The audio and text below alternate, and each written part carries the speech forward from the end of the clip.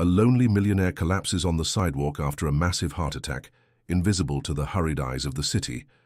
But among the indifferent crowd, a 7-year-old girl selling candy kneels down and announces, "I'm a doctor." Ignored at first, she performs a precise maneuver that saves the man's life in front of dozens of witnesses. What no one there knew was that this gesture would spark the greatest educational revolution the world has ever seen. If this story interested you, don't forget to subscribe to our channel and tell us what city you're watching us from. We'll keep going. The December wind bit through Boston's financial district with unforgiving sharpness, carrying snowflakes that danced like tiny daggers against exposed skin. William Blackwood pulled his cashmere coat tighter around his broad shoulders, his breath visible in the frigid morning air as he approached the gleaming 50-story building bearing his name. At 58, he commanded Blackwood Enterprises with the same precision and detachment that had built his pharmaceutical empire. His net worth exceeded billions, yet he walked alone each morning, refusing the chauffeurs and assistants that his status afforded him. The sidewalks teemed with hurried professionals clutching coffee cups, their faces hidden behind scarves and focused determination. None acknowledged William, though many recognized him from business magazines and charity galas. His solitude was both a choice and a prison, one he had constructed meticulously since losing Amanda, his wife of 30 years, to an aggressive form of cancer 18 months ago. "Another day, another dollar," he muttered to himself, a phrase Amanda used to tease him with. The irony wasn't lost on him. What good were his dollars now? The penthouse remained empty save for him and occasionally his housekeeper. The vacation homes in Aspen and Malibu gathered dust. The yacht he'd purchased for their 30th anniversary remained anchored, unused. As he waited at the crosswalk, William felt an uncomfortable pressure in his chest. At first he dismissed it as heartburn from his morning espresso, but the sensation intensified with each passing second. Beads of sweat formed on his forehead, despite the freezing temperature. His left arm began to tingle, then grow numb. "No," he whispered, recognizing the symptoms from the health seminars his company sponsored. "Not here, not now." The crossing signal changed, but William couldn't move. The pressure transformed into crushing pain that radiated through his chest and jaw. His knees buckled beneath him, and the world tilted sideways as he collapsed onto the icy sidewalk. His briefcase, Italian leather, a gift from Amanda, skidded across the pavement, papers scattering like autumn leaves. Around him, the morning crowd parted like water around a stone. Some glanced at the fallen man, then quickened their pace, afraid of being late to meetings or reluctant to get involved. Others stopped, forming a hesitant circle, smartphones emerging to capture the moment rather than call for help. "Someone, help!" William gasped, his voice barely audible above the city's morning cacophony. His vision blurred as he clawed at his chest, desperate for relief from the vice grip of pain.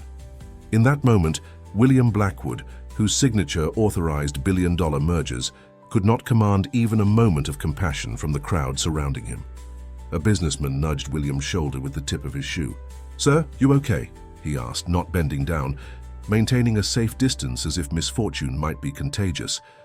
"Heart attack," William managed, each word a battle against the crushing pain. "Someone should call 911, the man announced to no one in particular, before checking his watch and melting back into the crowd. Through the forest of legs surrounding him, William noticed a small figure pushing through the gathered onlookers. A child, a little girl no more than 7 or 8 years old, dropped a small box of homemade candies onto the sidewalk and knelt beside him with surprising confidence. "Sir, I'm a doctor," she announced, her voice clear and steady despite her obvious youth. Her statement drew uncomfortable laughter from several onlookers. "Kid, this isn't the time for playing pretend," a woman in a business suit said, attempting to pull the child away. The girl shook off the woman's hand with surprising determination. "He's having a myocardial infarction, a heart attack," she explained, her vocabulary incongruous with her childish appearance. She wore a threadbare red coat, mismatched mittens and worn boots. Her blonde hair was pulled into uneven pigtails, but her eyes held a focus and intelligence that silenced the crowd. With methodical precision, she loosened William's tie and placed 2 fingers against his carotid artery. "Pulse rapid and irregular," she murmured.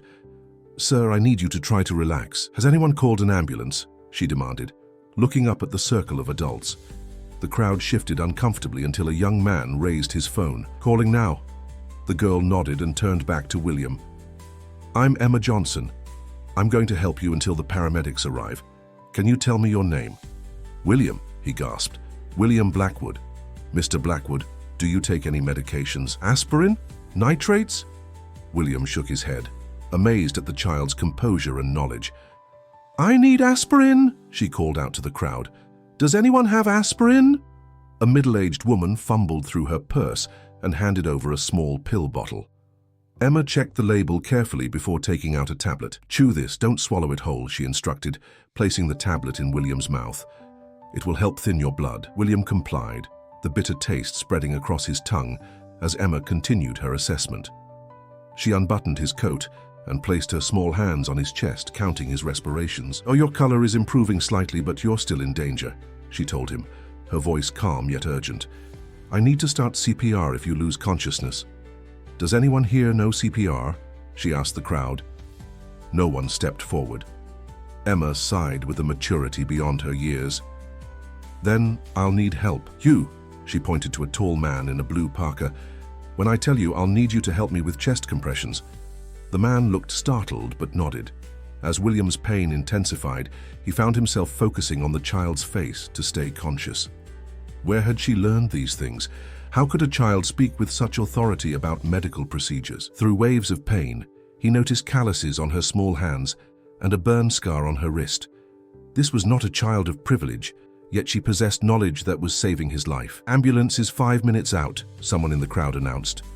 "Too long," Emma muttered. She glanced at William's increasingly labored breathing. "Mr. Blackwood, I'm going to keep you with us, okay?" William tried to nod but couldn't. The pain was becoming overwhelming, his consciousness slipping. Emma recognized the change immediately. "He's going into cardiac arrest," she announced, her voice rising. Without hesitation, she positioned herself over William's chest and began compressions with perfect form, her small body leveraging its weight effectively. "Count with me," she commanded the man in the blue parka. 1, 2, 3, 4.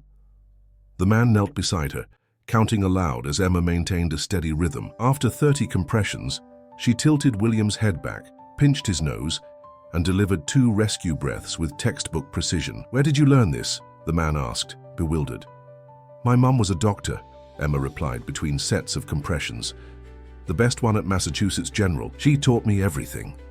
As William drifted in and out of consciousness, fragments of the scene registered in his mind. The determined face of a child he'd never met fighting for his life, the cold concrete against his back, the growing sound of sirens in the distance, and most strangely, a sense that he'd seen this child's eyes before, in another context, another time. The crowd had grown, with business people and tourists alike captivated by the surreal scene of a little girl performing expert CPR on one of Boston's wealthiest men. Some filmed with their phones, others whispered in amazement, but none interfered with Emma's focused efforts. When the paramedics finally arrived, pushing through the throng with their equipment, they found Emma still performing compressions, sweat beading on her forehead despite the cold. 7-year-old female performing textbook CPR, one paramedic remarked to another in disbelief as they took over. "Suspected myocardial infarction," Emma reported to them, stepping back but not leaving. "No prior heart conditions that he mentioned. I administered 81 milligrams of aspirin approximately 4 minutes ago. He lost consciousness about 2 minutes ago, and I've been performing continuous CPR since." The paramedics exchanged glances of astonishment before focusing on their patient. They quickly attached monitoring equipment, started an IV, and prepared William for transport. "You saved his life, kid," one paramedic told Emma as they loaded William into the ambulance. "Who taught you all that?" "My mom," Emma replied softly, picking up her box of candies from the sidewalk. Several were crushed, representing hours of work lost. "She said knowledge is the best gift you can give someone. I was selling these candies to buy medicine for my grandmother." The paramedic looked at the battered box, then at the extraordinary child. "Want to ride with us to the hospital? I think Mr. Blackwood would want to thank you when he wakes up." Emma hesitated, looking down at her box of candies. "My grandmother needs me," she said. "But I can come later." "Which hospital?" "Massachusetts General." Emma's eyes widened, a flash of pain crossing her features. That's where my mum worked before she left us. As the ambulance doors closed, William briefly regained consciousness. Through the fog of pain and medication, he caught a final glimpse of the little girl standing on the sidewalk, clutching her box of candies, snowflakes gathering on her uneven pigtails. Something about her struck him as hauntingly familiar. Not her face, but something in her eyes, in her presence. And the last thing he heard before darkness claimed him again was Emma's voice calling out to the paramedic. His wife was treated for cancer at Mass General, wasn't she? I remember my mom talking about Mrs. Blackwood. The coincidence was too precise to be chance, but before William could process this revelation, consciousness slipped away completely, leaving him suspended between life and the void, tethered to existence by the skilled hands of a child who seemed to have emerged from nowhere, yet somehow from his past. The rhythmic beeping of medical monitors greeted William as consciousness returned. Harsh fluorescent lights forced his eyes closed again before he could fully take in his surroundings. The antiseptic smell and the cool, recycled air confirmed what his body already knew. He was in a hospital room. "Welcome back, Mr. Blackwood," said a gentle voice. A middle-aged nurse adjusted his IV line. "You gave us quite a scare." William's throat felt like sandpaper. "Water," he managed to croak. After a few sips through a straw, he asked, "How long?" 3 days, the nurse replied. "You had a massive heart attack. If it weren't for that little girl, you might not have made it. Dr. Reynolds wants to speak with you now that you're awake." William closed his eyes again, fragments of memory returning, the crushing chest pain, the cold sidewalk, and most vividly, a small, determined face with intelligent eyes, too old for her years. "The girl," he whispered. "Emma." The nurse smiled. "She's been asking about you. Came by yesterday and the day before with her grandmother. Remarkable child. Everyone's talking about her." Before William could ask more questions, a tall man in a white coat entered the room, chart in hand. "Mr. Blackwood, I'm Dr. Reynolds, head of cardiology. You're a very fortunate man. The heart attack you suffered would have been fatal for most people without immediate intervention. That little girl saved your life with textbook-perfect CPR. We've been trying to figure out how a 7-year-old could possibly know advanced cardiac life support protocols." William adjusted his position slightly, wincing at the soreness in his chest. "Have you spoken with her?" "Briefly. She said her mother taught her. Claims her mother was a doctor here, actually." Dr. Reynolds consulted his chart. "A Dr. Sarah Johnson. Rang some bells with our older staff. Brilliant oncologist by all accounts." The name struck William like a physical blow. His mind raced back to Amanda's final months, the endless treatments, the consultations, the desperate search for options. Dr. Sarah Johnson had been Amanda's primary oncologist, the one who'd fought hardest, stayed latest, researched most thoroughly. "I knew her," William said softly. "She treated my wife." Dr. Reynolds nodded. "I thought there might be a connection. Sarah was exceptional. Graduated medical school at 22, pioneered several treatment protocols. We lost her to the same disease she fought against in others about 2 years ago. Left behind a daughter and her mother." William struggled to process this information. The girl who saved him was the daughter of the doctor who had tried to save his wife. The coincidence seemed too perfect, too orchestrated to be random chance. "I'd like to see her, Emma," William said firmly. "She's actually here now, with her grandmother. They're in the waiting area. Should I send them in?" William nodded, suddenly conscious of his appearance. He ran a hand through his disheveled hair, wishing he had his usual polished demeanor. A few minutes later, a soft knock preceded the entrance of Emma, still in her threadbare coat, and an elderly woman who moved slowly with the help of a walking cane. The older woman's face showed the lined map of a difficult life, but her eyes held the same intelligent spark as her granddaughter's. "Mr. Blackwood?" Emma said formally, approaching the bed with the confidence of someone making hospital rounds. "Your color is much better. Have they started you on anticoagulants and beta blockers?" Dr. Reynolds chuckled. "Yes, Dr. Johnson Jr., we have. Standard protocol." Emma nodded seriously. "Good. The damage to your left ventricle was significant. You'll need careful monitoring." William stared at the child, amazement competing with gratitude. "You saved my life." Emma shrugged, suddenly looking like the 7-year-old she was. Mom always said knowledge is only valuable when you use it to help others. The elderly woman, Martha Johnson, William presumed, stepped forward. Emma, perhaps Mr. Blackwood doesn't want a medical lecture right now. She turned to William. I apologize for my granddaughter's forwardness. She's been this way since Sarah started teaching her. I've tried to give her a normal childhood, but...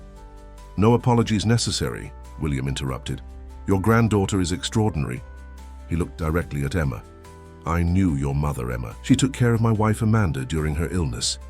Emma's eyes widened. You're that Mr. Blackwood? Mom talked about you and Mrs. Blackwood all the time. She kept all her research notes even after... Emma trailed off, avoiding the word after she passed away. William finished gently. Martha Johnson sighed heavily. Sarah was determined to find a cure, even when her own diagnosis came. She spent her final months teaching Emma everything she could: anatomy, physiology, emergency procedures. I told her it wasn't right, that Emma should be playing with dolls, not learning about cardiac arrest, but Sarah insisted. William's gaze remained fixed on Emma, who was now examining the monitors beside his bed with professional interest. Why were you selling candies on the street, Emma? Surely there must be programs, support. Grandma's medication is expensive, Emma said matter-of-factly, without self-pity. The insurance doesn't cover all of it. Mom left us her savings, but they're almost gone. William felt a surge of purpose, stronger than anything he'd experienced since Amanda's passing. This child, this brilliant, compassionate child, was struggling for basic necessities while possessing a gift that could benefit thousands. Mrs. Johnson, William addressed the grandmother, I'd like to help. Not charity, he added quickly, noting the proud straightening of Martha's shoulders. An opportunity for Emma. Martha's expression grew wary. What kind of opportunity? William glanced at Dr. Reynolds before continuing. I own a pharmaceutical company, but I also fund several educational initiatives through the Blackwood Foundation. I'd like to create a special program for exceptionally gifted children with medical aptitude, with Emma as our first student. Emma's eyes lit up, but Martha's narrowed with suspicion. A 7-year-old can't study medicine, she stated flatly. Not traditionally, William conceded, but Emma already knows more than many first-year medical students. What if we created something tailored to her abilities? A specialized curriculum, mentorships with top physicians, access to facilities and resources that would nurture her gift. Dr. Reynolds, who had been listening quietly, stepped forward. It's an interesting concept, Mr. Blackwood. Unorthodox, certainly, but there are precedents for exceptionally gifted children receiving accelerated education in other fields. Emma tugged at her grandmother's sleeve. Please, Grandma, Mom would want this. Martha hesitated, years of struggle making her cautious about opportunities that seemed too good to be true. And what would you want in return, Mr. Blackwood? William shook his head. Nothing. Consider it repayment of a debt, to Emma for saving my life, and to her mother for giving Amanda dignity and hope in her final months. Dr. Reynolds cleared his throat. If I may, this could benefit more than just Emma. There are other children with extraordinary aptitudes who could thrive in a program like this. The hospital has been looking for innovative educational outreach initiatives. William nodded, his mind already racing with possibilities. We could call it the Sarah Johnson Initiative for Medical Prodigies. Provide stipends for the students and their families, create age-appropriate facilities, develop a curriculum that balances medical education with normal childhood development. Martha still looked uncertain, but Emma was practically bouncing with excitement. Like the way Mom taught me, but with real equipment and other kids like me? She asked. Exactly, William confirmed. You wouldn't be practicing medicine. That would come later after proper licensing. But you'd be preparing, learning, developing your gift in a structured environment. Martha sighed, looking at her granddaughter's hopeful face. Sarah always said Emma was meant for something special. That's why she spent those last months teaching her instead of... She trailed off, blinking back tears. Instead of saying goodbye, William finished softly. I understand. Amanda and I had similar conversations toward the end. A moment of shared understanding passed between William and Martha, the unspoken bond of those who had watched loved ones slip away while trying to preserve meaning in the time that remained. Emma, with the directness of childhood, broke the emotional silence. Does this mean I can say yes? Martha smiled despite herself. We'll discuss it, Emma. Mr. Blackwood needs to rest now. As they prepared to leave, William called out, "Emma, may I ask you something? That day on the sidewalk, how did you recognize what was happening to me?" Emma turned back, her expression serious again. "Your left arm was limp. You were sweating despite the cold and you were clutching your chest. Classic signs of myocardial infarction. Mom made me memorize them." William nodded, impressed once more. "And you stopped to help when everyone else walked by?" Emma shrugged. "Mom always said that knowledge without compassion is wasted. I knew what to do, so I had to help." After they left, William turned to Dr. Reynolds. "I want to make this happen as soon as possible." The doctor looked thoughtful. "It won't be simple. There will be regulatory hurdles, potential legal issues about minors in medical settings, educational accreditation question." "I don't care," William interrupted. "Whatever it takes. I haven't felt this alive since before Amanda got sick. That little girl gave me back my life in more ways than one. Now I need to give her what her mother would have wanted, the chance to use her extraordinary gift." Dr. Reynolds nodded slowly. "I'll help however I can. Sarah Johnson was respected here. People will support a program in her name, especially after what Emma did for you." As the doctor left, William stared out the window at the Boston skyline. For the first time in 18 months, he felt the fog of grief lifting. The universe had given him a second chance, not just at life but at purpose. Amanda had always chided him for focusing too much on profits and not enough on people. Now he had the opportunity to create something that would honor both Amanda and Sarah Johnson, while giving their legacy a future through a remarkable child who seemed to embody the best of both women. William reached for the hospital phone beside his bed. There were calls to make, plans to set in motion. The Sarah Johnson initiative was about to become his new mission, and he intended to move mountains to make it happen. Outside his room, Emma and Martha waited for the elevator. Emma looked up at her grandmother with determined eyes. "We're going to say yes, aren't we? Mum would want this." Martha squeezed her granddaughter's hand. "Your mother wanted you to have choices, Emma. To use your gifts, yes, but also to be happy." Emma smiled, a genuine child's smile breaking through her usual serious demeanor. "Learning medicine makes me happy, Grandma. It makes me feel close to Mom." As the elevator doors closed, Martha wondered if she was making the right decision. But watching Emma's excitement, she recognized the same passion that had driven her daughter. Perhaps this was exactly what Sarah had been preparing Emma for all along, not just to save one life on a Boston sidewalk, but to change the course of many lives through a program that would nurture exceptional children like her. Spring sunshine streamed through the floor-to-ceiling windows of the newly renovated East Wing of Massachusetts General Hospital. What had once been an underutilized administrative section had been transformed over the past 3 months into a space that defied conventional hospital design. The walls were painted in vibrant colors, medical diagrams were presented as interactive art installations, and child-sized examination tables and equipment filled the practice rooms. William Blackwood stood at the entrance, surveying the culmination of his vision with quiet satisfaction. Since his release from the hospital, he had devoted himself to the creation of the Sarah Johnson Initiative, with the same single-minded focus that had built his pharmaceutical empire. The difference, he reflected, was that this project filled the emptiness that had consumed him since Amanda's passing. "It's perfect," came a small voice beside him. Emma Johnson, now officially the program's first student, stood with her hands clasped behind her back, looking every bit the professional, despite her child-sized white coat embroidered with her name and the program's logo, a stethoscope forming a heart shape. William smiled down at her. "Do you think your mother would approve?" Emma nodded solemnly. "She always said learning should be fun. That's why she taught me anatomy using my stuffed animals." The memory of those teaching sessions, a dying mother transferring her knowledge to her daughter, still brought a lump to William's throat. In the 3 months since his heart attack, he had learned more about Dr. Sarah Johnson through Emma's stories, hospital records, and conversations with her former colleagues. The picture that emerged was of a brilliant physician who, upon receiving her terminal diagnosis, had made the extraordinary decision to pass her medical knowledge to her 7-year-old daughter, recognizing Emma's exceptional aptitude and memory. "Mr. Blackwood," a crisp voice interrupted his thoughts. Dr. Catherine Winters, the pediatric neurologist whom William had recruited to serve as the program's educational director, approached with a tablet in hand.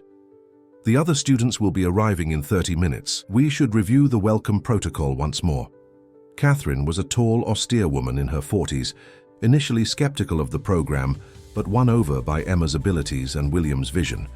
Her expertise in child development had been crucial in designing a curriculum that would nurture the students' gifts without overwhelming them emotionally. Of course, William agreed, following her to the central meeting area where comfortable couches had replaced traditional classroom seating. How many families confirmed? 5, in addition to Emma, Catherine replied, consulting her tablet. Each child has demonstrated extraordinary medical aptitude through different circumstances. Emma settled onto one of the couches, her legs dangling above the floor. Will they like me? She asked suddenly, vulnerability breaking through her usual composure. William was reminded that despite her knowledge, Emma was still a child with a child's insecurities. They'll love you, he assured her. You're the pioneer of this program, Emma. They're trailblazer. Catherine smiled softly at the girl. I've prepared profiles on each student for you, Emma. Would you like to review them before they arrive? Emma nodded eagerly, and Catherine handed her a tablet with child-friendly biographical summaries. Tyler Matthews, age 9, Emma read aloud, diagnosed with type 1 diabetes at age 4, developed a simplified glucose monitoring system for his elementary school science fair, taught himself biochemistry to understand his condition. She swiped to the next profile. Sophia Rodriguez, 11 years old, created a communication board for her nonverbal brother with cerebral palsy that medical device companies are now developing commercially. Remarkable children, William murmured. The nationwide search for candidates had revealed pockets of extraordinary talent, children who, driven by personal circumstances or innate curiosity, had developed medical knowledge far beyond their years. Jackson White, 8 years old, Emma continued, her eyes widening.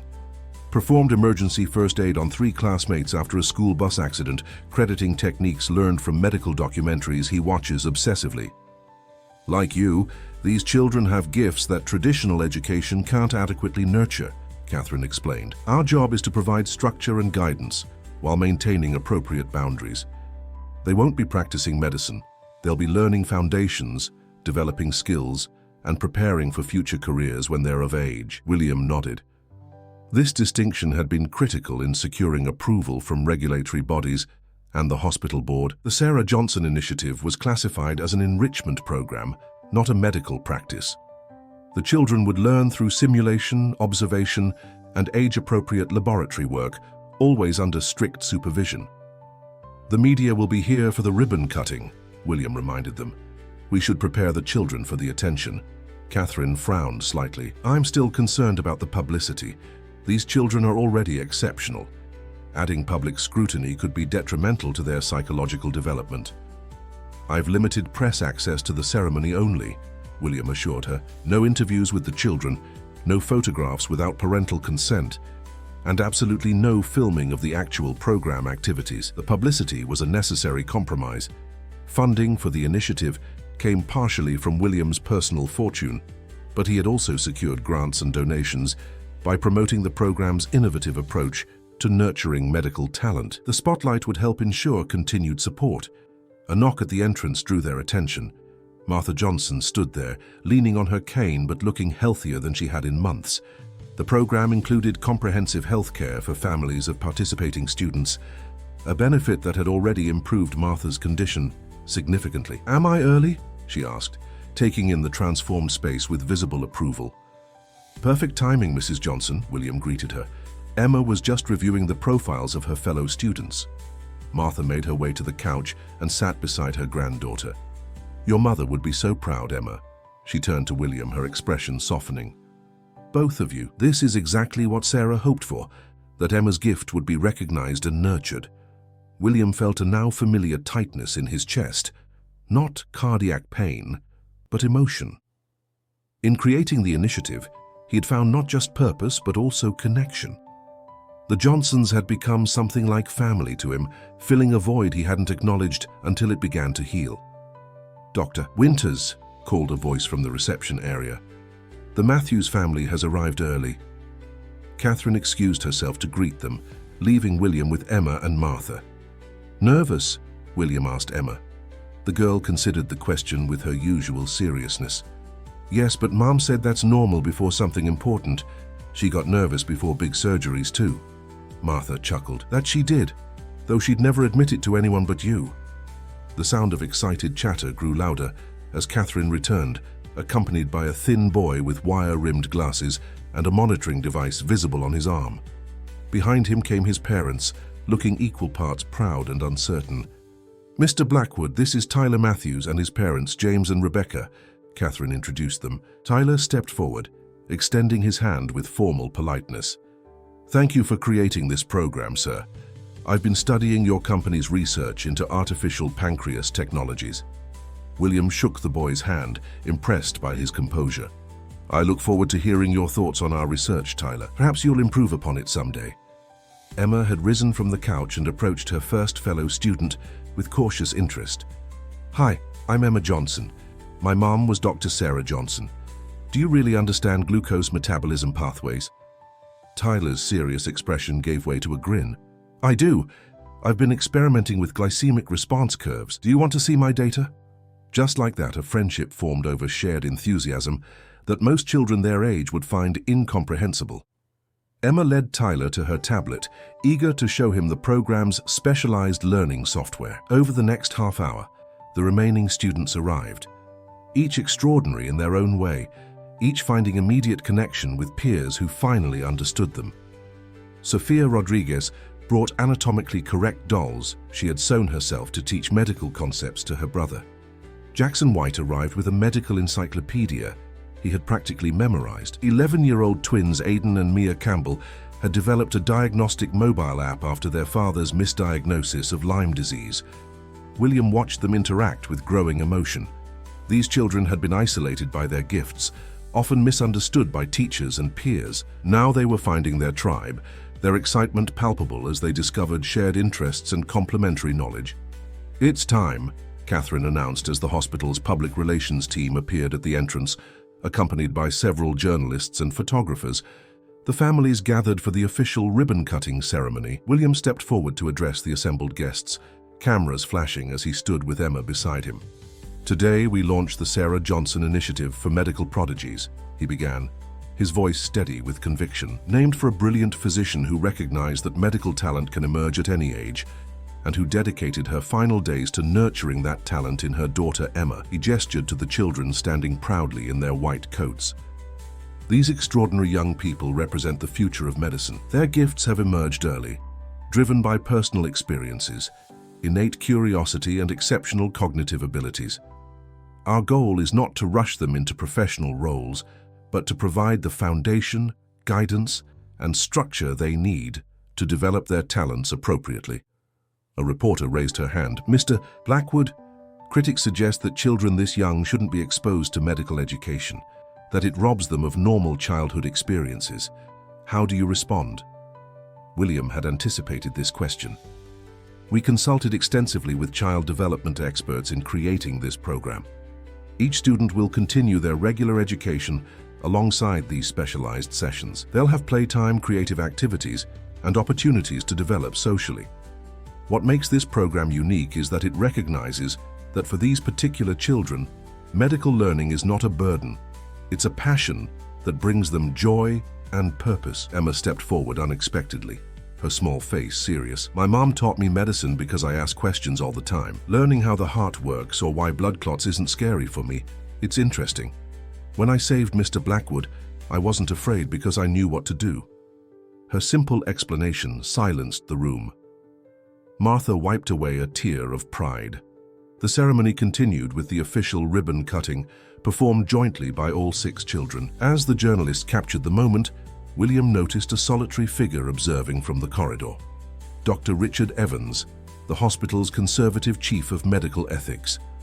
His expression was unreadable, but the intensity of his gaze suggested more than casual interest. Catherine followed William's line of sight and frowned slightly. Dr. Evans requested detailed information about our curriculum and supervision protocols yesterday. I provided everything, but he seemed unsatisfied. He's traditionalist, William replied quietly. This program challenges conventional boundaries. Should we be concerned? William shook his head. The board approved the initiative unanimously. Evans is entitled to his reservations, but the program will speak for itself through results. As the media representatives departed, the children gathered around an anatomically correct heart model, taking turns identifying structures with excited precision. Their parents watched with expressions ranging from amazement to tearful pride. This was just the beginning, William knew. The Sarah Johnson initiative would grow, expand to other hospitals, perhaps someday revolutionize how medical education was approached for exceptionally gifted children. Emma caught his eye across the room and gave him a thumbs up, her smile brightening the space more than any sunshine could. In that moment, William felt Amanda's presence strongly, as if she were standing beside him, approving. "We're doing good, Amanda," he whispered. "We're finally doing real good." But in the corridor, Dr. Evans continued his silent observation, making notes on a small pad. His presence was a subtle reminder that innovation rarely advances without resistance, and that the path William had chosen would not be without challenges. 6 months into the Sarah Johnson initiative, the program had established a rhythm as unique as its participants. 3 days a week, the children gathered for specialized instruction that blended medical education with hands-on activities designed for their developmental stage.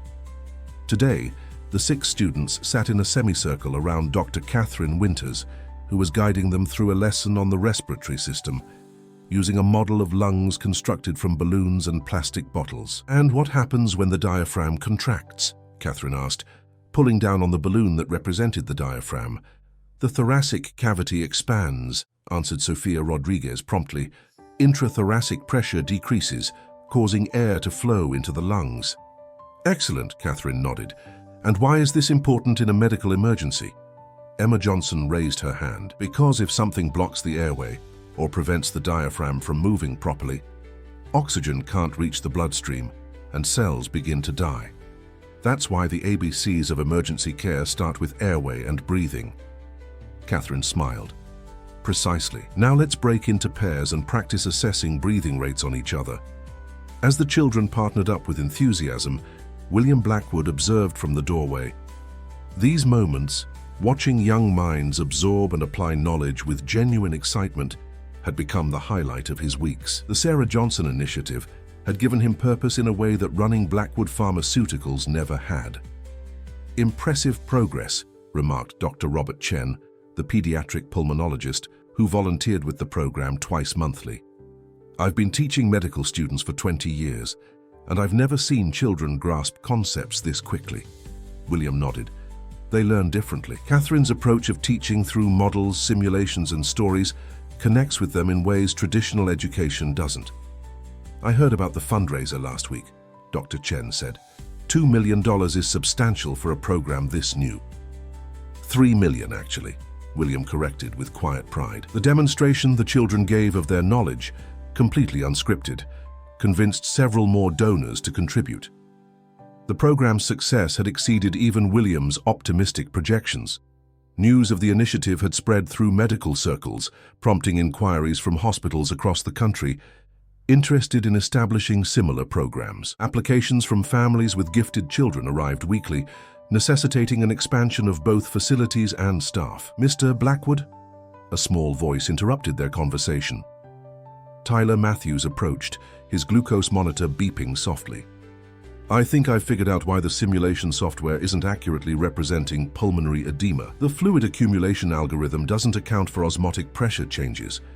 William suppressed a smile at the 9-year-old, discussing complex physiological modeling with such seriousness. "That's an insightful observation, Tyler. Why don't you document your findings, and we'll share them with the software developers?" Tyler beamed at the validation and hurried back to his tablet to record his thoughts. "Sometimes I forget they're children," Dr. Chen murmured. Then Tyler's dinosaur socks peek out from under his lab coat, or Emma brings her stuffed rabbit to simulation practice. These reminders of the students' youth were precious to William.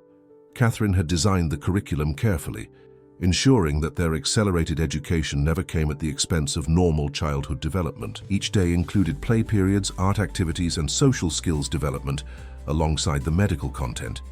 William's phone vibrated with a message from his assistant. "Excuse me, Robert, I need to take this." Stepping into the hallway, he found Martha Johnson waiting with an anxious expression. Since the program's inception, Martha had become a fixture, volunteering as a program coordinator despite her health challenges. Her organizational skills and warm presence made her invaluable. "William, there's something you need to see," she said, handing him a tablet displaying the Boston Globe's website. The headline made his stomach drop. "Child Doctors, Innovation or Exploitation? Ethics Committee Questions, Sarah Johnson Initiative."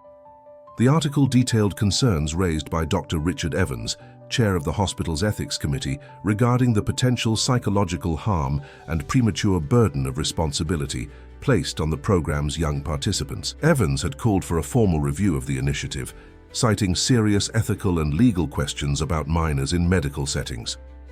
"This is the first I'm hearing of an ethics committee review," William said, his jaw tightening. "Evans should have approached me or Catherine directly before going to the press." Martha shook her head. "Sarah always said he was more interested in rules than patients. He opposed several of her experimental treatment protocols too." William scrolled through the article, his concern deepening at quotes from child psychologists questioning the program's impact on normal development. One expert suggested the children might be performing medical knowledge to please adults, rather than genuinely understanding concepts. "That's absurd," Martha huffed. "Anyone who spent 5 minutes with these children knows their understanding is genuine. Emma was explaining capillary action to me when she was 5, for heaven's sake." William handed the tablet back to Martha. "I'll handle this. Please don't mention it to Emma or the others yet. They don't need to worry about politics." "Too late for that," Martha sighed. "It's all over social media. Several parents have already called." William cursed under his breath.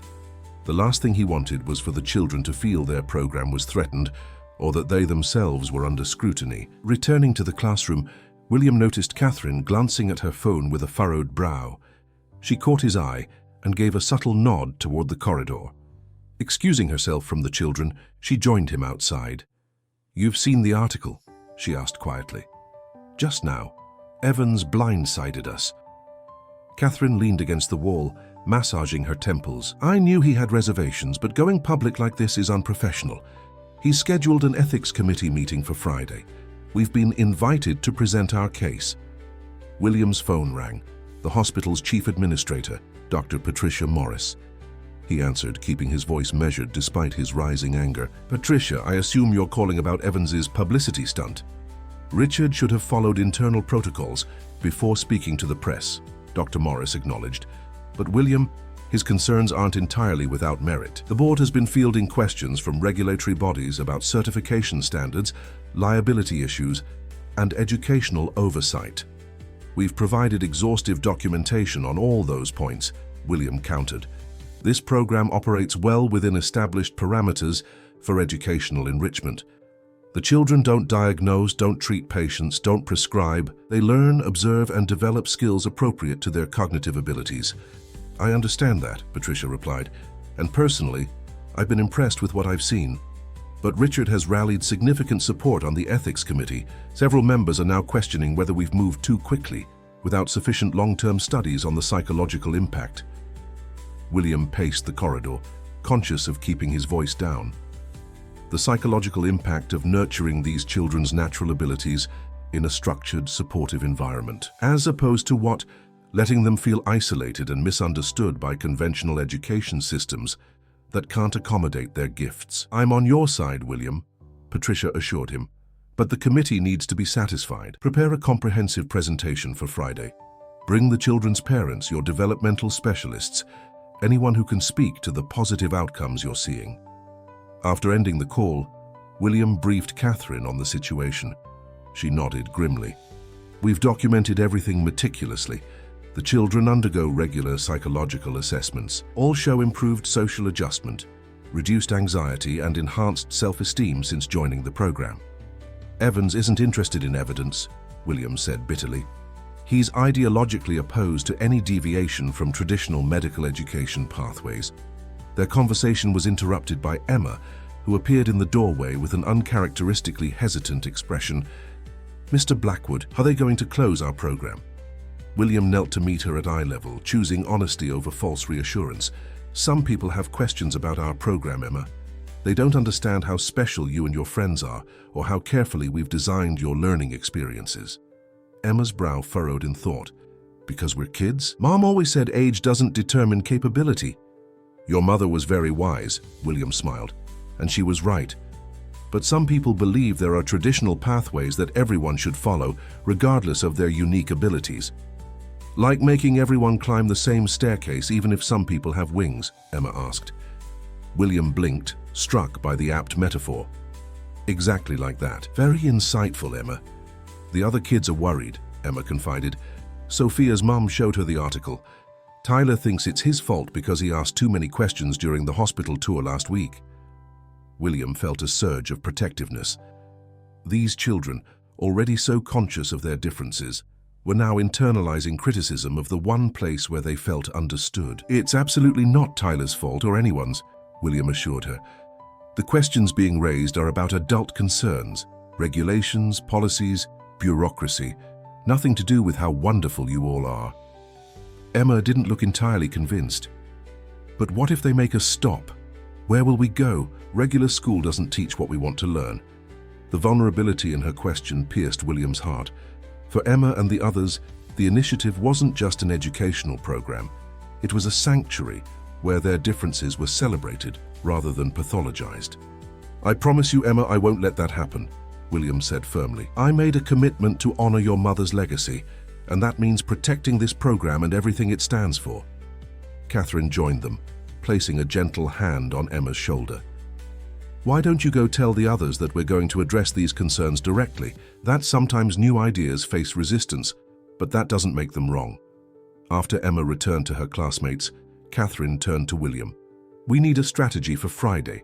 Evans will come prepared with expert testimonies, regulatory concerns, and worst-case scenarios." William nodded, determination hardening his resolve. "Then we'll be better prepared. Contact every parent, every specialist who's worked with the children, compile all assessment data, learning outcomes, psychological evaluations, and arrange for the board members to observe a typical session tomorrow. Seeing these children in action is more persuasive than any presentation." As they planned their response, William glanced through the classroom doorway. The children had abandoned their respiratory system models and were huddled together, expressions serious as they discussed the threat to their program. Even in crisis, they demonstrated the solidarity and problem-solving approach that made them exceptional. Emma stood in the center of the group, her posture echoing her mother's professional stance in the photographs William had seen. She was saying something that made the others nod with renewed confidence. "They're not just learning medicine," William observed softly. "They're learning to advocate for themselves, to defend their right to be exceptional." Catherine smiled despite her concern. "Sarah would be proud of Emma and of what you've created in her name." The comment strengthened William's resolve. He would not allow bureaucracy or traditionalism to dismantle what had become not just a program, but a community, a place where brilliance was nurtured regardless of age, where Amanda's memory and Sarah's legacy lived on through the achievements of extraordinary children who deserved the chance to develop their gifts. As he watched Emma rally her peers with the natural leadership of her mother, William knew that Friday's Ethics Committee meeting would be more than a defense of an educational initiative. It would be a stand for the principle that talent and passion deserve nurturing wherever they appear, even in the most unexpected packages. The hospital's main conference room had been transformed into something resembling a courtroom. Long tables faced each other across the polished floor, the Ethics Committee on one side, the Sarah Johnson Initiative representatives on the other. Behind them, rows of chairs accommodated observers, journalists, and interested hospital staff. William straightened his tie, conscious of the cameras positioned discreetly in corners of the room. Although this wasn't an official public hearing, Dr. Morris had allowed limited media access, given the public interest the controversy had generated. In the 3 days since Dr. Evans' article, the initiative had become a national talking point, with opinions divided between those who celebrated educational innovation and those who feared the premature burdening of children with medical responsibility. "Quite the circus," Martha Johnson muttered beside him, her fingers nervously adjusting the folder of testimonials they had collected from educators, child psychologists, and medical mentors who had worked with the program. On William's other side, Catherine reviewed her notes one final time. They had prepared extensively, but the stakes felt overwhelmingly high. This wasn't just about regulatory approval or funding. It was about the futures of 6 extraordinary children who had found their purpose and community within the initiative. The double doors opened and the ethics committee members filed in. 12 physicians and healthcare ethics experts led by Dr. Richard Evans. William studied Evans as he arranged his materials at the center of the table. The man was in his early 60s, with silver hair and wire-rimmed glasses that gave him an air of academic authority. His reputation as a traditionalist was well earned. Throughout his career, he had consistently advocated for rigorous adherence to established medical protocols and conventional educational pathways. Dr. Morris entered last, taking the moderator's position at a separate table. "Good morning," she began. "Today's session will examine ethical considerations regarding the Sarah Johnson Initiative for Medical Prodigies. This is not a formal hearing, but rather an opportunity for open dialogue about this innovative program. Dr. Evans will present the committee's concerns, after which Mr. Blackwood and his team will respond. We'll then open the floor to questions from committee members." Evans rose, adjusting his glasses with practiced precision. "Thank you, Dr. Morris. Colleagues, the question before us today is not whether gifted children deserve specialized education. They certainly do. Rather, we must consider whether exposing minors as young as 7 to medical concepts, environments, and responsibilities is appropriate, ethical, and in their best psychological interest." He activated a presentation on the large screen behind him. While Mr. Blackwood's intentions are admirable, good intentions don't necessarily produce good outcomes. Child development experts have raised significant concerns about these children's emotional readiness for medical education, which traditionally begins after extensive psychological maturation in early adulthood. William watched as Evans methodically outlined concerns about potential psychological harm, citing studies on childhood development and the dangers of premature responsibility. His presentation was measured, reasonable, and backed by academic citations, making it all the more challenging to refute. Furthermore, Evans continued, there are serious liability concerns. What happens when these children, armed with partial medical knowledge, attempt interventions outside the controlled program environment? The hospital could face unprecedented legal exposure. Catherine leaned toward William. He's framing it as children playing doctor, not as exceptional talents being appropriately nurtured, she whispered. Evans concluded with a recommendation for program suspension, pending a longitudinal study of psychological impacts, effectively shutting down the initiative for years. When William's turn came, he approached the presentation podium with calm determination. Dr. Evans presents a perspective based on traditional developmental frameworks designed for typical children following conventional educational paths. But the students in our program are, by definition, exceptions to those norms. William clicked to his first slide, a graph showing the cognitive assessments of the 6 students. These children were performing self-directed medical learning before our program existed. Emma Johnson was studying her mother's medical textbooks at age 5. Tyler Matthews researched glucose metabolism to understand his diabetes when he was 6. Our program didn't create their interest or aptitude. It provided structure, guidance, and appropriate boundaries for gifts that were already emerging. He moved methodically through the evidence they had compiled. Psychological assessments showing improved well-being, testimonials from educational specialists, and carefully documented learning outcomes. With each point, William felt the room's atmosphere shifting subtly as committee members engaged with the compelling data. Finally, William said, I'd like to address the fundamental question of harm versus benefit. Dr. Evans suggests these children might be harmed by early exposure to medical education. Our data indicates the opposite.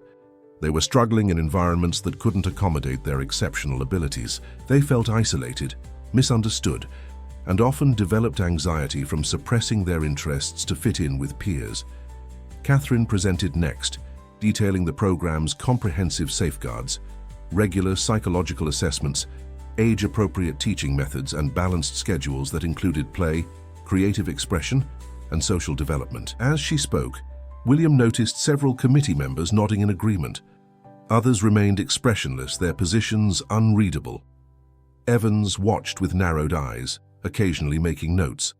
When the parents testified, sharing stories of children who had found joy and purpose in the program, After years of educational frustration, even the most skeptical committee members seemed moved. Rebecca Matthews described Tyler's transformation from an anxious, isolated child to a confident, engaged learner who no longer felt ashamed of his medical fascination. Before this program, she explained, her voice trembling slightly, Tyler would hide his research on diabetes treatments, afraid we'd think he was obsessing. Now he proudly shares what he's learning, knowing it's valued and appropriate. After 2 hours of presentations, Dr. Morris opened the floor to questions from the committee. The inquiries ranged from practical concerns about curriculum oversight to deeper philosophical questions about childhood giftedness and medical ethics. Throughout the exchange, William maintained his composure, even when Evans pressed particularly hard on questions of liability and psychological development. Catherine handled the educational queries with professional precision, while Martha provided historical context about Sarah Johnson's vision for nurturing medical talent, regardless of age. As the session neared its conclusion, Dr. Morris addressed the room. Before we adjourn to deliberate, is there anything further any party wishes to add? William had just begun to shake his head when the conference room doors opened. Emma Johnson entered, followed by the 5 other students, all wearing their program lab coats. A murmur rippled through the room at their unexpected appearance. "Dr. Morris," Emma said, her clear voice carrying across the suddenly silent space. "We'd like to speak, please. It's our program being discussed, but nobody asked us what we think." Dr. Morris looked startled, then thoughtful. "This is highly irregular, but perhaps appropriate given the circumstances." She looked to Evans. "Dr. Evans, do you object to hearing from the students?" Evans appeared torn between maintaining procedural propriety and avoiding the appearance of silencing children. "I have no objection," he finally said, "though I note that children's advocacy for their own interests doesn't address the developmental concerns at issue." Emma approached the podium, standing on a step stool that Tyler quickly positioned for her. The image was striking, a small girl in a lab coat addressing a room full of medical authorities, her expression serious but not intimidated. "My name is Emma Johnson," she began. "My mum was Dr. Sarah Johnson. When she knew she was going to leave us, she had choices about how to spend her remaining time. She chose to teach me medicine because she saw something in me, not just intelligence, but a calling." Emma's clear, steady voice held the room captive. "Dr. Evans says we're too young to understand what we're learning or to handle medical concepts, but I understood enough to save Mr. Blackwood's life when adults walked past him. Sophia understood enough to create communication tools for her brother when traditional therapies failed him. We understand more than you think." She gestured to her fellow students. "We know we're different. Before this program, that difference made us lonely. Other kids thought we were weird when we talked about things we were interested in. Some teachers told us to stop asking so many questions. It felt like having wings, but being told to crawl." The metaphor William had heard earlier now resonated throughout the room, striking many of the committee members visibly. "In this program, being different is okay," Emma continued. "We learn things that make sense to us at a pace that challenges us.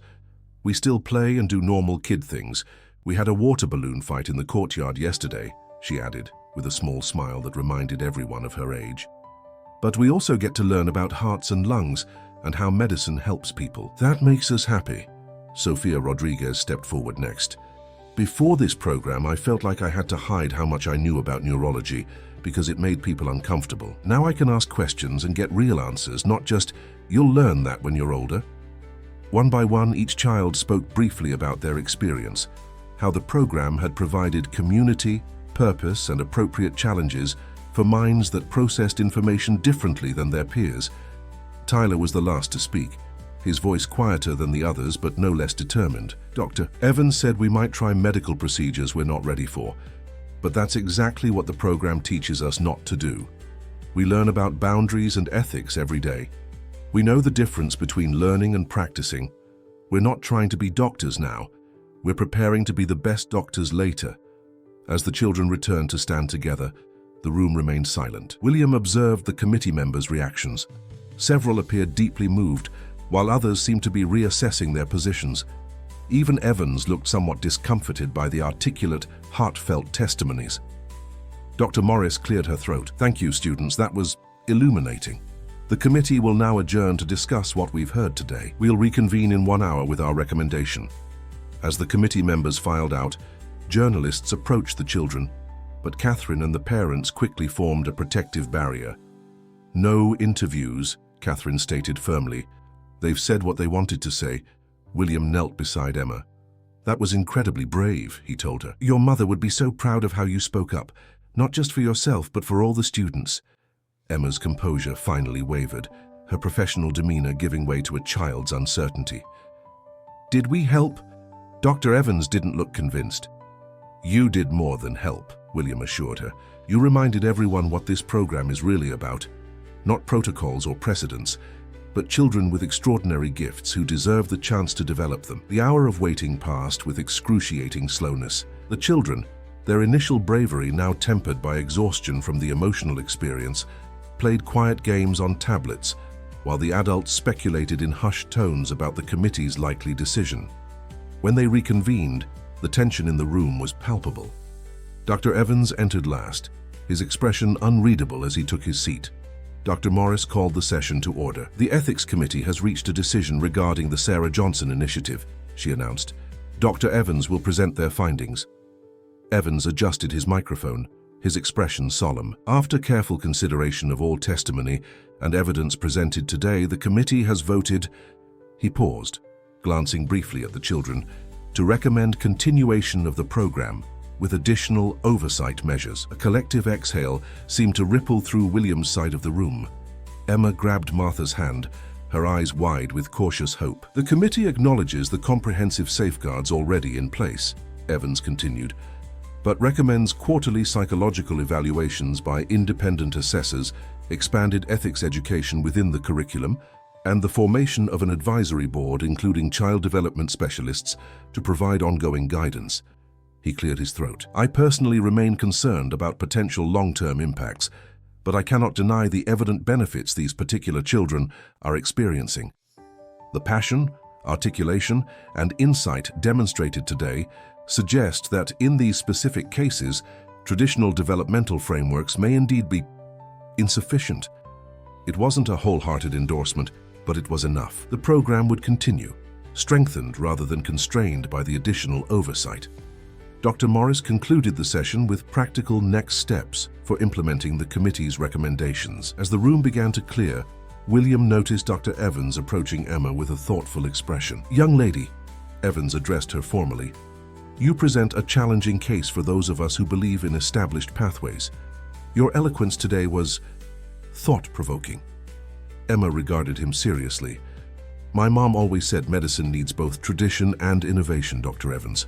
Like a bird needs both wings to fly. Something shifted in Evans' expression. Not quite a smile, but a softening. Your mother sounds like a remarkable physician. Perhaps we could discuss her teaching methods sometime, for research purposes, of course. I'd like that, Emma replied. She kept journals about how she taught me. They might help other kids like us. As Evans walked away, Martha squeezed Emma's shoulder. You just won over the toughest critic in the hospital, sweetheart. Sarah would be doing cartwheels. The image of the serious Dr. Sarah Johnson doing cartwheels made Emma giggle, a pure childish sound that reminded everyone present that beneath her extraordinary knowledge, she remained a 7-year-old girl. William gathered the team, Catherine, Martha, the parents, and the children, in a quiet corner of the room. Today was a victory, not just for our program, but for the principle that education should adapt to extraordinary minds, not force them into conventional boxes. He looked at each child in turn. You showed incredible courage speaking up today. That's as important in medicine as knowledge, the courage to advocate for what you believe is right, even when faced with authority figures who disagree. As they prepared to leave, journalists approached again, seeking statements about the committee's decision.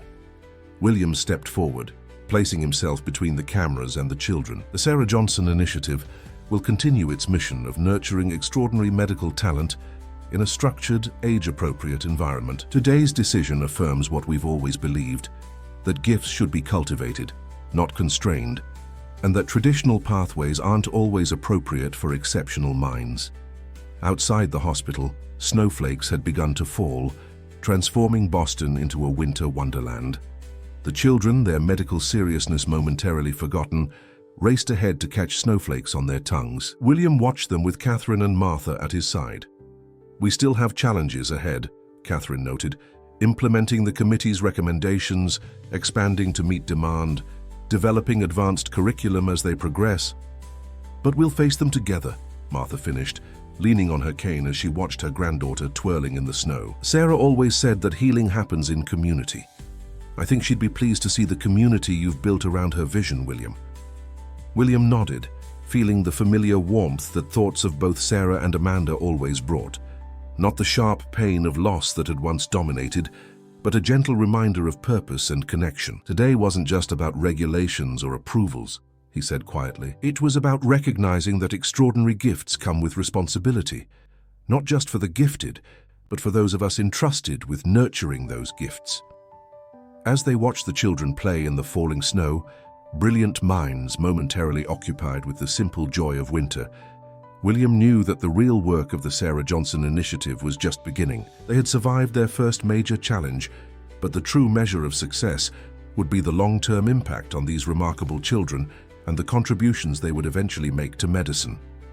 The Boston Convention Center hummed with activity as hundreds of medical professionals, educators, and policymakers gathered for the first national symposium on early medical education. Banners bearing the Sarah Johnson Initiative logo hung from the rafters, and interactive displays showcased the program's innovative curriculum and outcomes from its first 18 months of operation.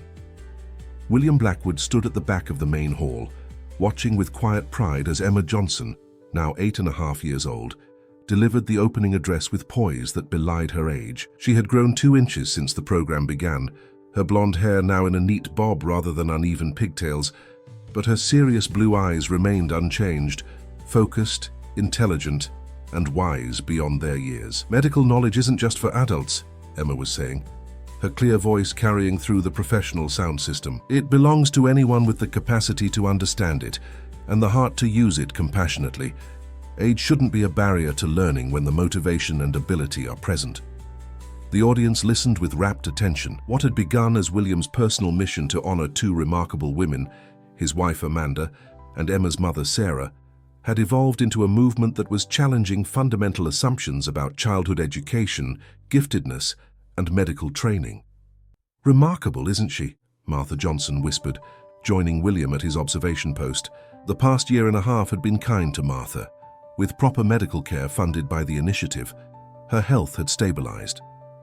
She now served as the program's community liaison, her natural warmth balancing Catherine Winter's more academic approach. "Sarah would be amazed," William agreed, "not just by Emma, but by all of this." He gestured to the convention center, where 27 medical institutions from across the country had sent representatives to learn about implementing similar programs. The Sarah Johnson Initiative had expanded beyond its original 6 students to include 32 gifted children across 3 age cohorts. After the Ethics Committee's endorsement, similar programs had sprung up in Chicago, Philadelphia, and San Francisco, all modeled on the Boston original, but adapted to their local medical communities. "I never imagined it would grow like this," Martha admitted. Sarah just wanted Emma to have a place where her mind could flourish. She couldn't have envisioned all these children finding their path because of her example. On stage, Emma was concluding her speech. "Today you'll meet students from programs across the country, see our curriculum in action, and hear from educators about how early medical education can be structured appropriately. But most importantly, you'll see that we're still kids, kids who happen to love medicine the way others love dinosaurs or soccer or video games." The audience rose in a standing ovation as Emma stepped back from the podium.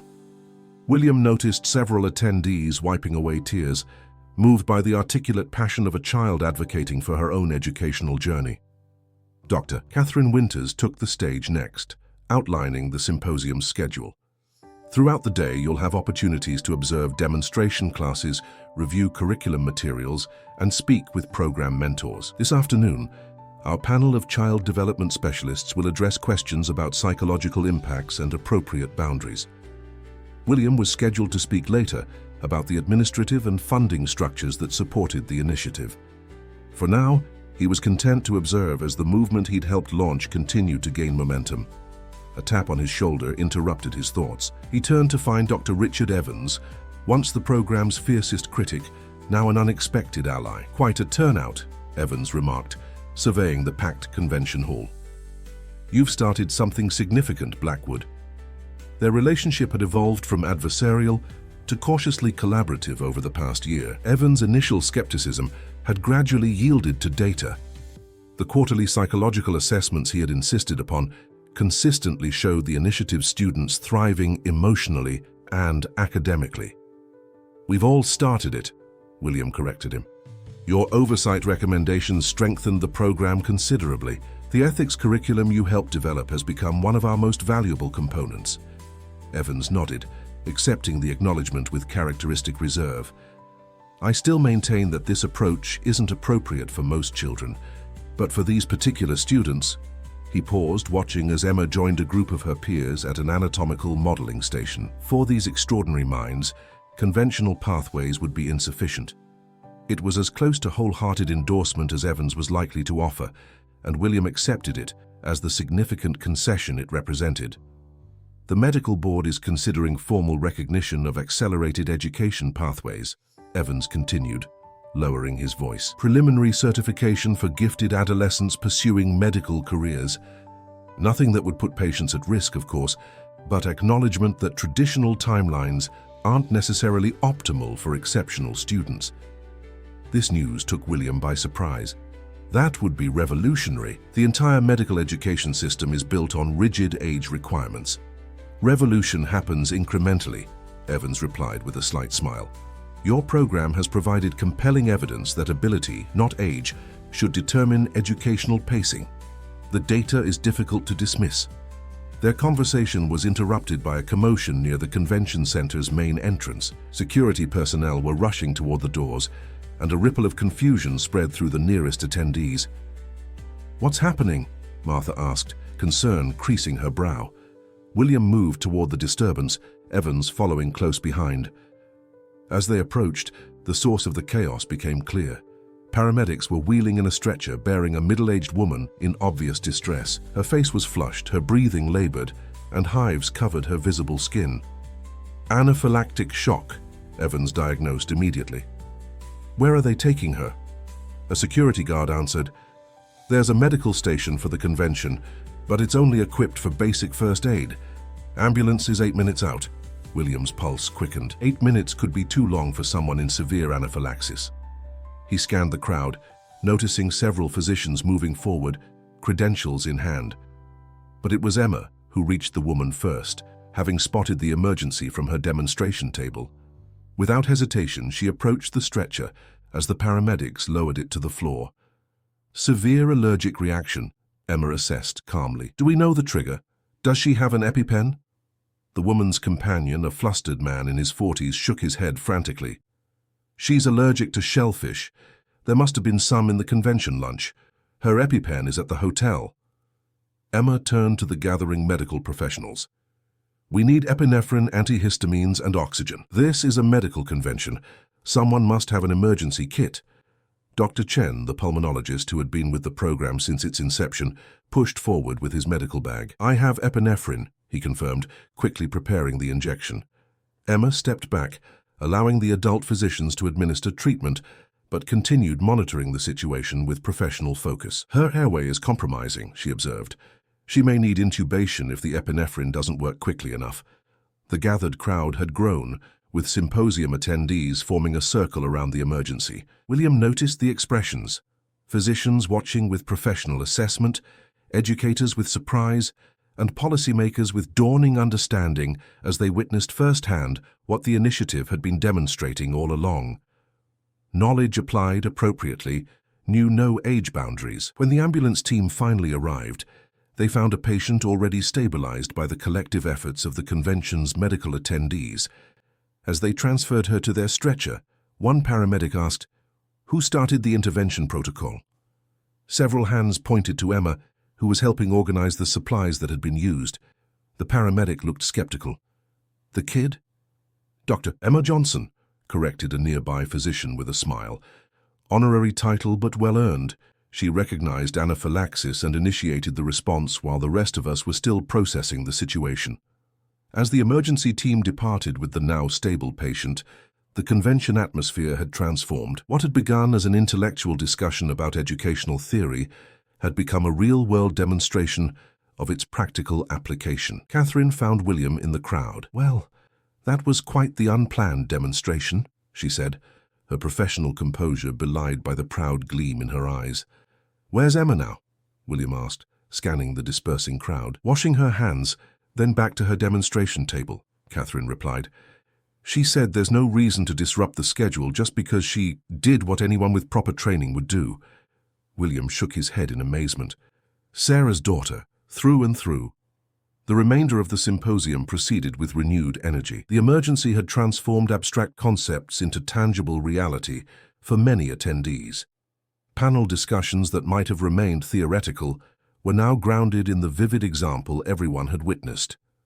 By late afternoon, William took the stage for his scheduled presentation on program implementation. Looking out at the audience, larger now than in the morning session as word had spread about the day's events, he set aside his prepared remarks. "Today, many of you witnessed something remarkable," he began. "Not just a medical emergency handled successfully, but a demonstration of what happens when we recognize and nurture extraordinary potential instead of confining it to conventional timelines." He gestured to where Emma and several other students were seated in the front row. "These children aren't trying to be physicians prematurely. They're developing foundations of knowledge that will make them exceptional physicians when they do complete their formal training. But more importantly, they're learning that their differences are strengths, not obstacles." William shared the story of his heart attack, of Emma's intervention, and of the connection to Dr. Sarah Johnson that had sparked the initiative. He spoke of Amanda's battle with cancer, and how both women had shaped his understanding of what medicine could and should be. "The Sarah Johnson initiative isn't about accelerating childhood or burdening young minds with adult responsibilities," he explained. "It's about recognizing that extraordinary potential deserves extraordinary nurturing. It's about creating pathways for gifts to flourish, rather than forcing square pegs into round holes." As William concluded, he noticed several representatives from medical boards and regulatory agencies deep in conversation, occasionally glancing toward the students with thoughtful expressions. The symposium had accomplished more than he had hoped, not just sharing methodology, but challenging fundamental assumptions about capability, education, and potential. The day concluded with a demonstration by the students, not of medical knowledge but of their artwork, music, and other creative pursuits, that balanced their accelerated academic development. Tyler Matthews displayed intricate drawings of cellular structures that doubled as abstract art. Sofia Rodriguez performed a piano piece she had composed about neural pathways. Emma showcased a children's book she had written explaining basic first aid concepts to preschoolers. As attendees mingled during the closing reception, William overheard fragments of conversations that confirmed the symposium's impact. "My institution needs to rethink our entire approach to gifted education. The psychological assessment protocols they've developed could revolutionize how we identify medical aptitude. I had my doubts, but seeing these children in action, they're still children, just with extraordinary capabilities." Martha found William at the refreshment table, her eyes shining with emotion. "Sarah would be so proud," she said for perhaps the 10th time that day. "Not just of Emma, but of you, William. You've turned personal tragedy into something transformative." William squeezed her hand gently. "We all have. This has been a collective journey." As the convention center emptied, the students gathered their projects and prepared to depart. William watched Emma carefully packing her book illustrations, her methodical approach reminiscent of her mother, preparing surgical instruments in the videos William had seen. "Emma," he called softly, approaching her table. "You handled yourself remarkably today, both in your speech and during the emergency." Emma looked up, her expression serious but with a hint of childlike pleasure at the praise. "I just did what Mom taught me. Assess, act, adjust." She paused, considering her next words carefully. "Do you think she knows somehow about all of this?" The question, so practical yet so profound, caught William off guard. This brilliant child who could explain complex medical procedures still wondered about the mysteries beyond scientific explanation. "I believe she does," William answered honestly. just as I believe Amanda knows, not in a way I can explain medically or scientifically, but in my heart, I feel their presence in what we've built." Emma nodded, accepting this answer with the same seriousness she applied to anatomical diagrams or medication dosages. "I think so too. Sometimes when I'm learning something new, I can almost hear Mum explaining it." She gathered her materials into her backpack, a new one bearing the initiative's logo rather than the worn bag she'd carried when they first met. "Mr. Blackwood, what happens next? For the program, I mean." William considered the question as they walked together toward the exit where Martha waited. "Growth, I imagine. More students, more locations, perhaps specialized tracks as you and your original cohort advance." "Why do you ask?" Emma's brow furrowed in thought. "I was thinking about kids who don't live near big hospitals or medical schools. They might have gifts too, but no way to develop them." Her eyes brightened with sudden inspiration. "What if we created mobile programs or online learning communities? Mum always said medicine should go where it's needed most." Even now, 18 months into their journey together, Emma's vision and compassion continued to amaze William. She was thinking beyond her own experience, beyond the immediate success, to those still waiting to be discovered and nurtured. "That," William said with genuine admiration, "is an excellent idea that we should explore immediately. Perhaps you'd like to help develop the concept." Emma's face lit up with enthusiasm. "I could interview the current students about what works best for them, and research remote learning models and—" As she continued outlining her approach with characteristic thoroughness, William felt a profound sense of rightness. The Sarah Johnson initiative had begun as a personal mission of gratitude and memorial, but it had evolved into something far greater, a movement that might fundamentally change how medical talent was identified, nurtured, and developed. Outside the convention center, Boston's evening skyline glittered against the darkening sky. William watched as Emma rejoined her grandmother and fellow students, immediately sharing her new idea with animated gestures.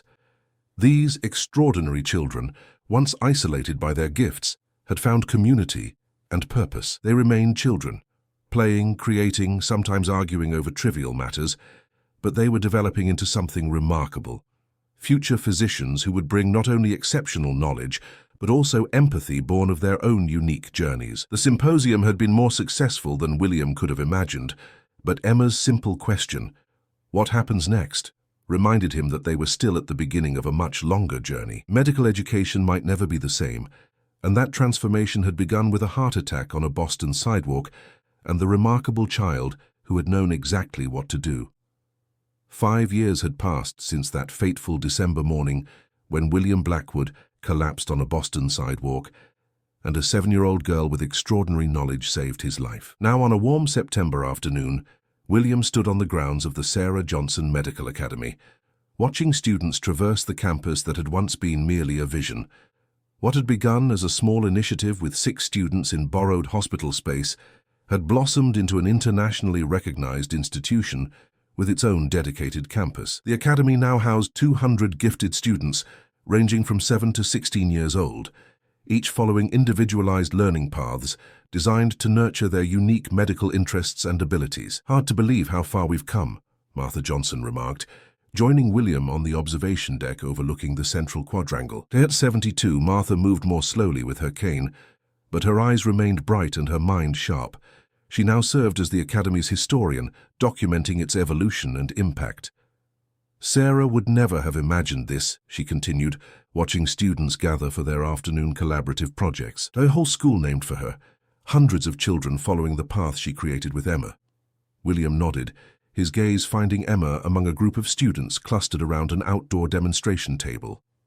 At 12, Emma had grown tall and poised, her lab coat now bearing the embroidered title Student Mentor alongside the Academy's emblem. She was demonstrating something to younger students, her hands moving with the precise confidence she had inherited from her mother. "The WHO presentation is tomorrow," William reminded Martha. "Is Emma ready?" Martha chuckled. "She's been practicing for weeks. Catherine's reviewed her slides a dozen times. That child was born ready." The invitation from the World Health Organization had arrived 3 months earlier, a request for Emma to address their annual forum on innovative medical education as the face of the movement that was revolutionizing how medical talent was identified and developed. At 12, she would be the youngest speaker in the organization's history. "Mr. Blackwood," called a voice from below. Tyler Matthews, now 14 and heading the Academy's biomedical engineering track, waved from the quadrangle. "The earthquake response simulation is set up whenever you're ready to observe." William gave a thumbs up. The simulation was part of the Academy's newest initiative, training students to develop medical technologies and protocols for disaster response. After Emma's suggestion 5 years ago, they had created mobile and virtual programs reaching gifted children in rural and underserved areas. Now those remote students collaborated with the Boston campus on projects addressing global health challenges. "Shall we?" William offered Martha his arm, and they made their way down to the quadrangle where students had transformed the space into a mock disaster zone. The Academy's growth had not been without challenges. Each expansion brought renewed scrutiny. Each innovation required careful navigation of regulatory frameworks. But the data had become increasingly difficult to dispute. Graduates of the early cohorts who had reached traditional college age were demonstrating exceptional performance, not just academically, but in emotional intelligence, ethical reasoning, and collaborative skills. As they approached the simulation area, William spotted Dr. Richard Evans deep in conversation with Catherine Winters. The once skeptical ethics chair had become one of the Academy's most valuable advisors, helping shape protocols that balanced educational innovation with appropriate safeguards. His involvement had been crucial in winning over other traditionalists in the medical establishment. "William," Evans greeted him with a respectful nod, "you should be quite proud. The disaster response curriculum is being adopted by medical schools across the country. Adults learning from children. Who would have thought? The students are teaching us to think differently," William replied. "They approach problems without the constraints of, 'This is how it's always been done.'" The simulation began, with students assigned different roles: first responders, triage coordinators, communications specialists, and technology developers. Emma led the triage team, calmly assessing mock injuries and directing resources with efficiency that belied her age. William observed with pride as students from different age cohorts worked seamlessly together, applying their knowledge to the complex scenario. What struck him most was not just their technical proficiency, but their compassion. Each patient was treated with dignity and reassurance, alongside medical intervention. "Dr. Harrison from Johns Hopkins is here," Catherine whispered, joining William at the observation point. "He's evaluating the curriculum for potential implementation in their gifted program." The Academy's influence had spread far beyond its own campus. 37 similar programs now operated across the United States, with another 12 internationally. The Sarah Johnson method, as it had come to be known, was revolutionizing medical education for exceptionally gifted children. After the simulation concluded, students gathered to debrief, analyzing their performance with remarkable self-awareness. Emma facilitated the discussion, drawing out insights from younger students with the natural teaching ability she had demonstrated since childhood. "I'd like a moment with Emma before dinner," William told Catherine, "to discuss tomorrow's presentation." Catherine nodded. "She'll be finished in 15 minutes. I'll send her to your office." William made his way to the administrative building that housed his office as the Academy's founder and chairman. The walls were lined with photographs documenting the institution's evolution: the original 6 students in their first classroom, the ethics committee hearing that had nearly ended the program before it truly began, the national symposium, where Emma had demonstrated her skills during an actual medical emergency, groundbreaking for the new campus, and visits from medical luminaries who had initially scoffed at the concept, but now came to learn. In his office, William reviewed Emma's presentation for the WHO Forum. The title slide read, "Recognizing Medical Talent Without Age Barriers, the Sarah Johnson Approach." Her speaking notes were methodical and clear, balancing personal experience with data-driven outcomes and future vision. A knock at the door announced Emma's arrival. "You wanted to see me, Mr. Blackwood." Despite her growth and increasing confidence, Emma still addressed him with the same formal respect she had shown since their first meeting. They had developed a unique bond over the years, not quite father-daughter, not merely mentor-student, but something special forged through shared purpose and mutual respect. "I wanted to check in about tomorrow," William said, gesturing for her to take a seat. "How are you feeling about addressing the WHO?" Emma considered the question with characteristic thoughtfulness. Prepared, but appropriately nervous. Mom always said a little adrenaline improves performance. William smiled at the mention of Sarah Johnson. Over the years, Emma's references to her mother had evolved from painful remembrances to comfortable invocations of wisdom that continued to guide her. "Your mother would be immensely proud of you, Emma, not just for your achievements, but for how you've helped open doors for others." Emma nodded, her expression serious. "I've been thinking about her a lot preparing for this speech, about what she would want me to emphasize." "And what have you concluded?" "That it's not really about medical prodigies at all," Emma replied, surprising William. "It's about recognizing that ability doesn't follow arbitrary timelines, that passion and aptitude deserve nurturing whenever and wherever they appear." She paused, choosing her next words carefully. "The Academy isn't successful because we're teaching medicine to children. It's successful because we're respecting individual learning journeys instead of forcing everyone down the same path." William regarded her with admiration. At 12, Emma articulated the philosophical underpinnings of their work with clarity many adults never achieved. "That's precisely what your mother understood when she chose to teach you, rather than shield you from knowledge." Emma smiled softly. "And what you understood when you created the initiative, instead of just sending my grandmother a thank you gift." The observation was astute. William had had options after his heart attack: a donation to Sarah's favorite charity, a trust fund for Emma's future education, any number of traditional expressions of gratitude. Instead, he had chosen to build something that honored both Sarah's vision and Amanda's compassion. "Have you decided which medical specialty you'll pursue?" William asked, though he suspected he knew the answer. "Cardiology," Emma confirmed without hesitation, full circle from that day on the sidewalk. She glanced at the framed photograph on William's desk, the original 6 students on their first day at the initiative. "I was so scared that day, you know. Not of performing CPR. Mom had made me practice that 100 times on mannequins. I was scared no one would listen to me because I was a kid." "Yet you persisted," William noted. "That courage was as important as your knowledge." Emma's expression turned reflective. "That's what I want to emphasize tomorrow. That knowledge without courage to apply it is wasted. But courage without proper knowledge can be dangerous. We need both, and age doesn't determine either." William nodded approvingly. A perfect message for the forum. Their conversation was interrupted by a knock at the door. Dr. Chen, the pulmonologist who had been with the program since its inception and now served as the Academy's medical director, entered with an urgent expression. "Sorry to interrupt, but there's been an earthquake in Guatemala. Magnitude 7.2. Significant damage to several communities, including destruction of the regional hospital in Quetzaltenango." William's brow furrowed with concern. "Casualties?" "Still being assessed, but international aid is mobilizing. The WHO has requested our disaster response protocols and telemedicine support." Chen looked at Emma. "Specifically, they're asking for the pediatric triage system Emma and her team developed last year." Emma sat up straighter. "The system hasn't been field tested yet. It's still theoretical." "Theory meets reality sooner than expected," Chen replied. "They need your protocols immediately, and they're asking if you would consider remotely supporting their pediatric assessment team. Your Spanish fluency would be particularly valuable." William watched Emma process this information, concern and determination playing across her features in equal measure. This was no simulation. Real lives hung in the balance, and the work she had pioneered was being called into service.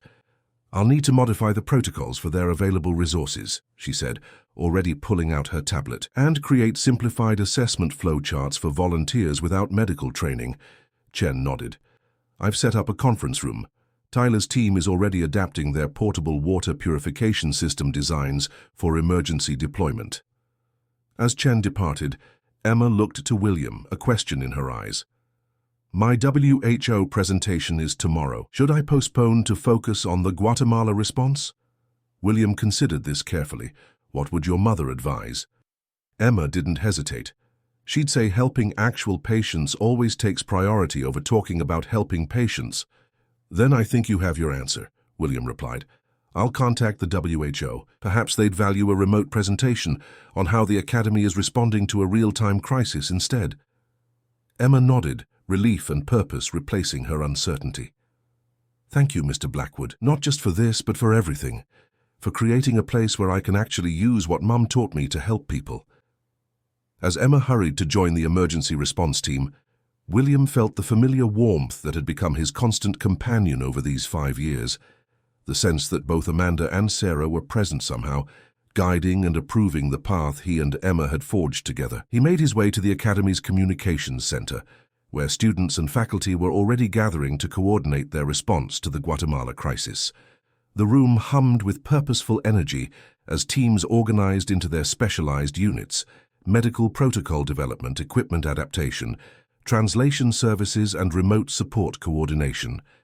Martha joined him at the observation window. Sarah used to say that true medical education happens when knowledge meets necessity, she remarked, watching Emma efficiently directing her team. I think this qualifies. William nodded. 5 years ago, many questioned whether children could meaningfully contribute to medicine. Today, those same children are developing solutions that may save lives halfway around the world. As the evening progressed, William observed the Academy transform from educational institution to humanitarian response center. Students who had been practicing hypothetical scenarios now applied their knowledge to actual circumstances, collaborating with international agencies and medical professionals with remarkable poise. Near midnight, he found Emma in the conference room, surrounded by tablets displaying maps, medical data, and video feeds from Guatemala. She was speaking fluent Spanish to a physician on one screen, while simultaneously annotating triage protocols on another. Emma, he said gently, you need rest before your presentation tomorrow. She looked up, fatigue evident in her eyes, but determination undiminished. We've adapted the protocols for their field conditions. The first remote assessment session is scheduled for 6 a.m. our time. She paused, rubbing her eyes. I'll rest for a few hours, but I want to be there for the initial implementation. William recognized the same dedication he had seen in Sarah Johnson during Amanda's treatment, the unwillingness to step away when skills could make a difference. I'm proud of you, Emma, not just for what you know, but for how you use that knowledge. The next morning, as dawn broke over the Academy campus, William returned to find Emma and her team already engaged with medical personnel in Guatemala. On multiple screens, doctors and volunteers followed the Academy's guidance, implementing triage systems and treatment protocols designed by children who had never set foot in their country. When it came time for Emma's WHO presentation, she delivered it directly from the response center. Still wearing the same clothes from the previous day, her composure remarkable despite her exhaustion. The global health officials listened with newfound respect as this 12-year-old girl transitioned seamlessly from theoretical educational models to their practical application in an unfolding crisis. The Sarah Johnson method isn't just about teaching medical concepts to gifted children, Emma explained, gesturing to the active response teams behind her. It's about recognizing that knowledge has no minimum age requirement and that compassion combined with skill can change outcomes regardless of who provides it. As she concluded her presentation to applause from Geneva, Emma turned immediately back to the Guatemala communications, where a doctor was seeking guidance on adapting their pediatric pain management protocol for limited medication supplies. William stepped outside the response center, finding himself on the Academy's central quad just as the sun fully illuminated the campus. 5 years of determined work had created something extraordinary, not just a school, but a movement that was redefining possibilities for gifted children and for medicine itself. The bronze statue of Sarah Johnson stood at the center of the quad, her expression captured in perpetual compassion and determination. William often wondered what she would think of what her teaching sessions with Emma had sparked. An international network of programs nurturing hundreds of exceptional children who might otherwise have hidden their gifts or had them dismissed. Martha found him there, gazing at the statue. She would approve, Martha said, seemingly reading his thoughts. Of all of it, the Academy, the programs, and especially of Emma becoming exactly who she was meant to be. William nodded. Amanda would too. She always believed that healing happened through connection, not just medicine. As they stood together in the morning light, William reflected on the unexpected journey that had brought him here. A heart attack that should have ended his life had instead given it new purpose. A child who should have been overlooked because of her age had instead transformed how the world understood exceptional talent. And two women, Amanda Blackwood and Sarah Johnson, whose lives had been cut short, continued to influence countless others through the legacy their loved ones had built together. Inside the response center, Emma Johnson continued guiding medical teams in Guatemala, her young voice carrying authority born of knowledge and compassion rather than age or title. Around her, other academy students applied their gifts to real-world problems with purpose and dedication that transcended conventional expectations. The Sarah Johnson Medical Academy stood as living proof that extraordinary potential deserved extraordinary nurturing, that age need not determine ability, and that when knowledge meets compassion, lives change, not just for those receiving care, but for those discovering their capacity to provide it. As a new group of prospective students toured the campus, wide-eyed at the possibility of finding a place where their differences would be celebrated rather than constrained, William knew that the true impact of that December morning was still unfolding. A single act of courage by a 7-year-old girl continuing to ripple outward, changing individual lives and medical education itself in ways that would extend far beyond his lifetime. The journey that had begun with pain on a Boston sidewalk had transformed into purpose that spanned continents, and at its heart remained the simple truth that Sarah Johnson had recognized in her daughter, that William had honored in creating the initiative, and that the world was finally beginning to embrace. That extraordinary gifts, nurtured with wisdom and compassion, could change the world, regardless of the age of those who possess them.